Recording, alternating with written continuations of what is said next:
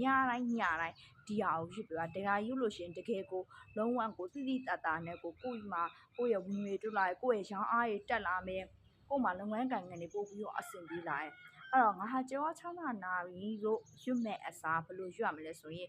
မြတ်တော်ကညအိပ်ရာဝင်ကာနီးမအိပ်ခင်မှာကိုယ့်ရဲ့ဒီ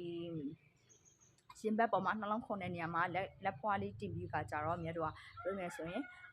အလျံအပဲပေါများပြည့်စုံကြွယ်ဝချမ်းသာမှုဒါမအိမ်မချင်းကိုယ့်ရဲ့နှလုံးသားလေးပေါ်မှာကိုလက်တင်ရွတ်တဲ့အခါမှာမြတ်တို့ဗဇက်ဖြားလေးနဲ့ချိန်မရွတ်ဖဲနဲ့ကိုယ့်ရဲ့နှလုံးသားရဲ့တကယ်ကိုရှင်နဲ့အသေးသေးရရင်ဒီကောလိုက်လဲ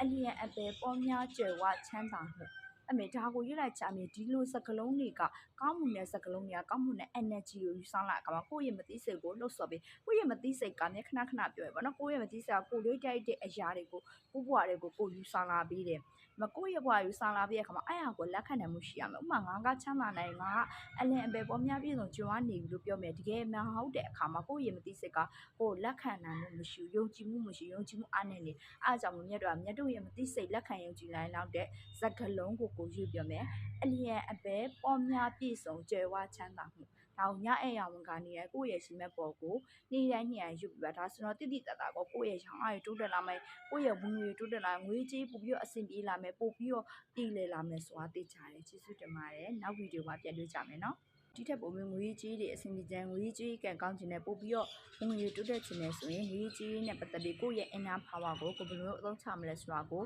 အသေးစိတ်ပြင်ကြည့်နေဆိုရင်တော့မြည့်ရဲ့ဒီ inner power forward ဆိုတဲ့သင်တန်းလေးမှာလက်ခအခမဲ့ free သင်တန်း join လို့ရပါတယ်ဒီသင်တန်းလေးကိုကြားမယ်ဆိုလို့ရှိရင်မြည့်ရဲ့ဒီ page က messenger လေးမှာတော့ပြီးတော့ group လေး download ရပါတယ်အဲ့ရရင်လက်စင်ရဲ့ inner power forward ဆိုတဲ့သင်တန်းလေးကိုအခမဲ့တက်လို့ရပါတယ်ကျေးဇူးတင်ပါတယ်